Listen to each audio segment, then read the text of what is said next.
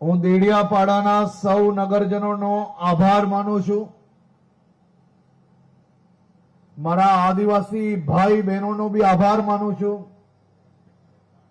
આ આભાર કેનો માનું છું?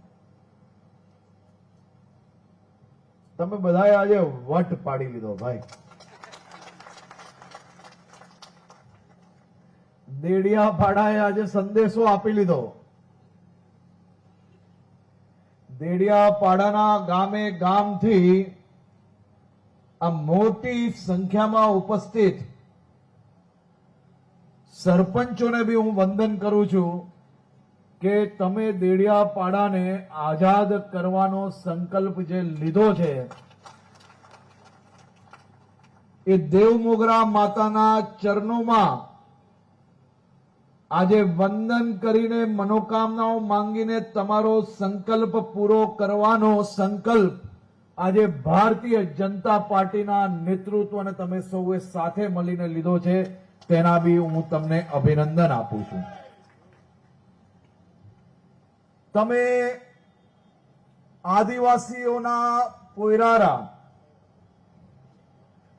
ભગવાન બિરસા મુંડાના તમે સૌ પોયરારા, યહાં મોગીને પૂજનારા તમે સૌ આદિવાસી રે, તમને સૌને હું વંદન કરવા આવ્યો છું.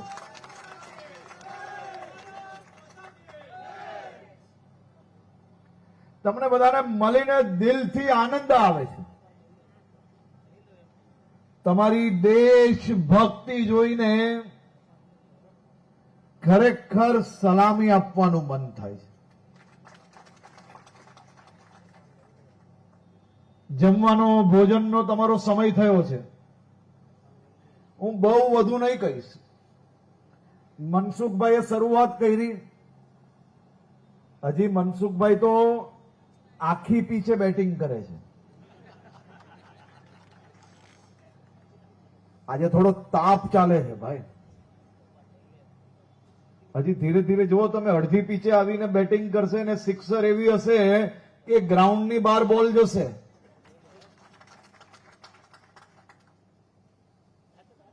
આ એટલો આત્મવિશ્વાસ જોડે મનસુખભાઈ કઈ રીતે આપણે કહી શકે? મારી ઉંમર ને મારી પછીની ઉંમરના નોજવાનોને એનો અંદાજો જ નથી ભાઈ. આ મનસુખભાઈ અને અહીંયા બેઠેલા આપણા નર્મદા જિલ્લાના આગેવાનોએ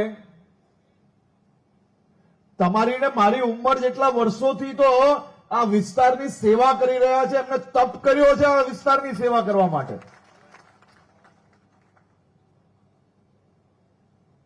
હમણાં જ મેં વિધાનસભામાં મનસુખભાઈ, મારા મિત્ર, આ વિસ્તારના ધારાસભ્ય ચૈતરભાઈ વસાવાને કહ્યું, મારા જવાબ ચાલતા હતા પરમ દિવસે, ત્યારે મેં એમને કહ્યું કે ભાઈ ચૈતરભાઈ,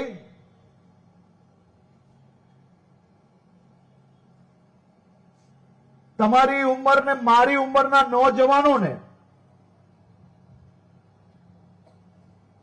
આજે સમાજના ભાગલા કરતા સમાજને મુખ્ય ધારામાં જોડવાનો જો પ્રયાસ કરશો ને તો જ સાચા હકમાં સમાજને ન્યાય અપાવી શકશો.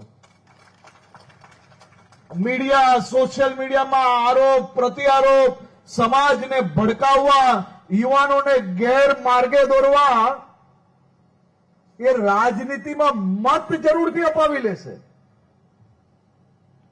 પરંતુ સમાજ જે દિવસે ઓળખશે, સમાજને જે દિવસે ખબર પડશે કે આ તો માત્ર ને માત્ર મત બેંક માટે સમાજને બીજા સમાજોથી દૂર રાખવાનો પ્રયત્ન કરવામાં આવ્યો, ત્યારે સમાજ કોઈને છોડશે નહીં. મેં મારા મિત્રને કહ્યું કે જો સાચી હકીકત જાણવી હોય તો સમાજના 70 વર્ષ ઉપરના વડીલોને જઈને મળો. મેં એમને કહ્યું કે તમારી સાથી પાર્ટીની કોંગ્રેસની સરકારે ગુજરાતના આદિવાસીઓ જોડે કેટલો અન્યાય કર્યો છે તે જાણવું હોય તો આજના 25 વર્ષની કે મારી ઉંમરના નોજવાનોને એનો અંદાજો ના જ હોય, કારણ કે આપણા સૌ લોકોનો જન્મ કે આપણે જ્યારથી સમજતા થયા ત્યારથી ગુજરાતમાં મોદી સાહેબનું ભારતીય જનતા પાર્ટીનો સુવર્ણ કાળ ચાલી રહ્યો હતો, આપણા ગુજરાતની જનતાનો સુવર્ણ કાળ ચાલી રહ્યો હતો. એટલે 25-30 વર્ષના યુવાનોને એનો અંદાજો ના હોય. આજે તમને જે રોડ પર એક ખાડો દેખાય છે ને, એ આ જ વિચારધારાની સરકાર જ્યારે હતી ત્યારે રોડ પર ખાડાઓ સિવાય બીજું કંઈ નહોતું. ખાડાઓમાં રોડ હતો કે રોડમાં ખાડા, કારણ કે આદિવાસી વિસ્તારના ગામડાઓને તો રોડથી ક્યારેય જોડવાનો પ્રયાસ જ કરવામાં નતો આવ્યો. અહીંયા કેટલા વડીલો એવા બેઠા જે 50 વર્ષ ઉપરની ઉંમરના હોય. શું પરિસ્થિતિ હતી ત્યારે? જરા જોરથી બોલો, આમ કરો એનાથી ના ખબર પડે. ક્યારેય રોડ જોયેલા કોંગ્રેસના શાસનમાં? લાઈટ આવતી હતી? હે, જોરથી બોલો, આ બેવ બાજુ નહીં આવતી હતી લાઈટ. તો હવે જે અમારા મિત્ર આજકાલ જે મસીહા બન્યા છે એ ક્યારેક આવે તો એમને કહેજો કે ભાઈ તો આ 25 વર્ષના નોજવાનોને જેને ભૂતકાળનું શાસન જ નથી જોયું, તેને 2-5% મતની લાલચમાં તું ક્યાં એમને ગેરમાર્ગે દોરે છે? સમાજને વિકાસની દિશામાં અમે આગળ લઈ જવાનો પ્રયત્ન કરીએ ત્યારે સમાજને શાસન જોડે કે મુખ્ય ધારાથી દૂર કરવો, એનું નુકસાન અગર કોઈને થશે ને તો એ માત્ર ને માત્ર સમાજને થશે. આઝાદીના વર્ષ વીતી ગયા. આઝાદીના લડવૈયાઓએ એક સપનું જોયેલું. એ સપનું શું હતું? એ સપનું હતું કે અંગ્રેજોના રાજમાંથી આઝાદી મળે, આપણી દેશ પોતે આપણે નક્કી કરેલા નેતાઓ શાસન ચલાવે અને એ શાસન આપણા દેશના ગરીબ, આદિવાસી, દલિત સમાજ, આ બધા જ લોકોને સાથે લઈને એમનો વિકાસ કરે. આઝાદીના વર્ષ સુધી મારા ગુજરાતના આદિવાસી સમાજના સૌ નોજવાન ભાઈ બહેનો વડીલો એ રાહ જોઈ રહ્યા હતા. કોંગ્રેસ જ્યારે બી ચૂંટણી આવતી ત્યારે આદિવાસી સમાજની વાતો કરતી, ખેડૂતોની વાતો કરતી, દલિતોની વાતો કરતી, પણ એ વાતો માત્ર ને માત્ર વોટ માટે કરતી અને મારા આદિવાસી સમાજના સૌ લોકો એમની ઉપર વિશ્વાસ રાખતા અને વિશ્વાસમાં રાહ જોતા કે મારા ગામમાં રોડ બનશે, મારા ગામમાં લાઈટ આવશે, મારા વિસ્તારની અંદર સ્કૂલ આવશે, મારા ગામમાં કોઈ બીમાર પડશે તો એને હેલ્થ એટલે કે ચિકિત્સાની વ્યવસ્થાઓ મળી જશે. આ વર્ષ વીતી ગયા. આપણો આદિવાસી સમાજ રાહ જોતો રહી ગયો. આદિવાસી સમાજમાં જાગૃતિ આવી. આપ સૌ લોકોએ ગુજરાતના નાગરિકો જોડે મળીને ભારતીય જનતા પાર્ટીની સરકાર લાવી. નરેન્દ્રભાઈ મોદી શાસનમાં આવ્યા. તમે મને કહો, આજે વડીલો બેઠા છે કે નરેન્દ્રભાઈ મોદી શાસનમાં આવ્યા પછી આદિવાસી સમાજનો વિકાસ થયો કે ના થયો? જરાક જોરથી બોલો ભાઈઓ. મજબૂત વિકાસ થયો કે નહીં થયો? ગામમાં રોડો આવ્યા કે ના આવ્યા? લાઈટ આવી કે ના આવી? સ્કૂલો નવી બની કે ના બની આસપાસના વિસ્તારોમાં? આશ્રમ શાળાઓ મોટી સારી થઈ કે ના થઈ, અને હવે તો નરેશભાઈ અને ગણપતભાઈ અને અમારા મનસુખભાઈ ને બધા આદિવાસી નેતાઓ પાછળ પડીને આ વર્ષે તો બજેટમાં ભૂક્કા બોલાવી નાખ્યા છે ભાઈ. ચારેય દિશાઓમાં આદિવાસી સમાજ, દલિત સમાજ, ઓબીસી, ગરીબો માટે જે પ્રકારે ભૂપેન્દ્રભાઈ પટેલની સરકાર દ્વારા નવા આયામો શેર કરવામાં આવ્યા, એક પછી એક ખાતમુહૂર્ત થયા, લોકાર્પણ થયા, અને આવનારા વર્ષોમાં તો આનથી બી મજબૂત. આ દેડિયાપાડાના યુવાનોને હું પૂછવા માંગુ છું કે તમે દેડિયાપાડાની લાઇબ્રેરીમાં ગયા કે નહીં? કોઈ કેટલા લોકોએ લાઇબ્રેરી જોઈ છે? વાહ. તમારા મિત્ર ક્યારેક આવે તો કહેજો કે ચાલો આપણે લાઇબ્રેરી જઈને જોઈએ કે ભારતીય જનતા પાર્ટી ભૂપેન્દ્રભાઈ પટેલની સરકાર કેવું કામ કરે છે.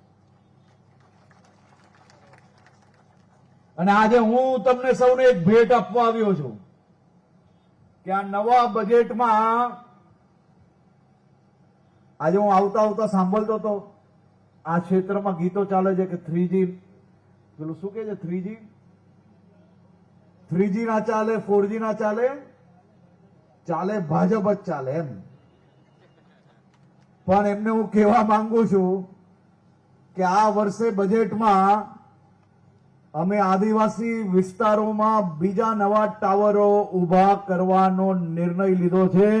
એટલે તમારા વિસ્તારમાં ઘણા એરિયા એવા છે કે જ્યાં નાના નાના ગામડાઓમાં 25, 50, 100 ઘર વસતા હશે, ત્યાં 3G ને 4G ચાલે ને ભાઈ, એવું લાવવાના છે. એટલે હવે નવું ગીત બનવાનું છે કે આપણા વિસ્તારમાં 3G બી ચાલે, 4G બી ચાલે ને ભાજપ જ ચાલે એમ.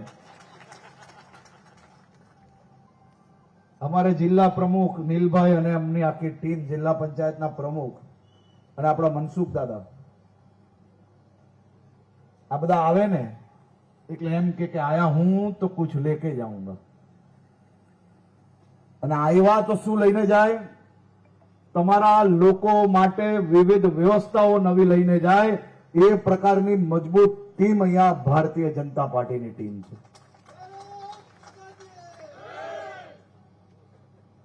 મારા આદિવાસી સમાજના સૌ વડીલો, ભાઈ બહેનો,